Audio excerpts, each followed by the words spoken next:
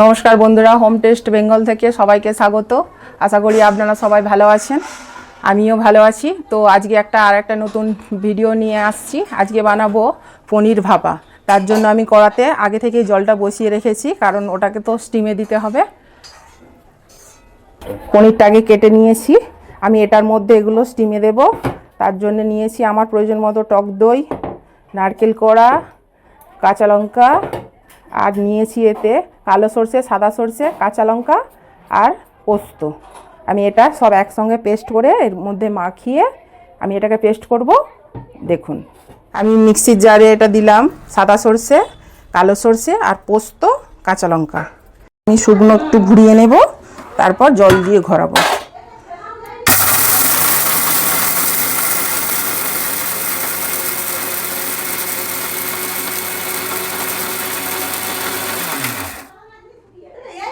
আমি পোস্ত, সর্ষে আর কালো সর্ষে, সাদা সর্ষে, পোস্ত, কাঁচা লঙ্কা ওটা পেস্ট করে এতে রাখলাম।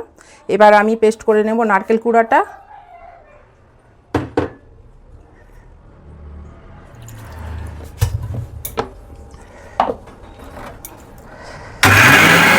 নারকেল পেস্ট করে নারকেল কোড়া এতে দিয়ে দিলাম, আর দিচ্ছি স্বাদ মতো লবণ, টক দই, সব আমি এর সঙ্গে মাখিয়ে নেব। একটু দিচ্ছি সরষের তেল।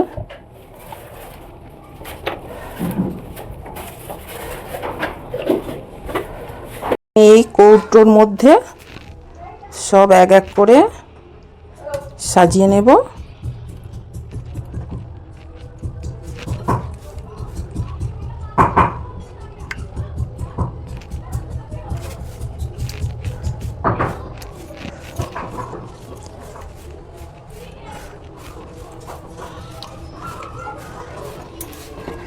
এই গ্রেভিটাও আমি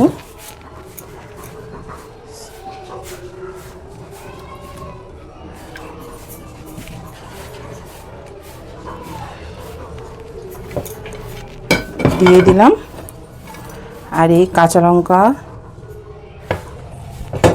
4টে চিড়ে রেখেছিলাম দিয়ে দিলাম, আর কিছুটা সর্ষের তেল দিয়ে দিলাম। তো আমার এটা রেডি হয়ে গেছে।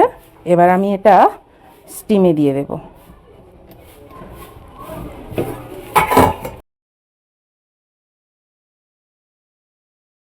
আমার এটা স্টিমে দেওয়া হয়ে গেছে, এবার আমি নামিয়ে নেব।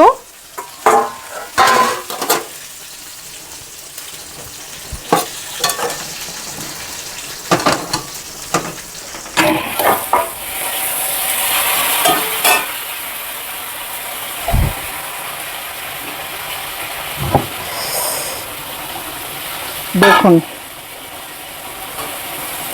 কত সুন্দর হয়েছে। দেখুন পনির ভাপাটা কত সুন্দর হয়েছে।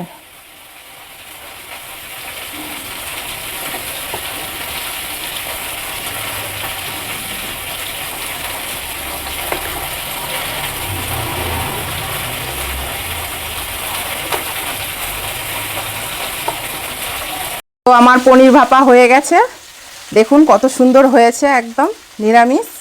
তো আপনারাও বানিয়ে খেয়ে দেখুন, আর খেয়ে দেখে আপনারা কমেন্ট বক্সে জানান আমাকে কেমন হয়েছে। ভালো হলেও জানাবেন, খারাপ হলেও জানাবেন।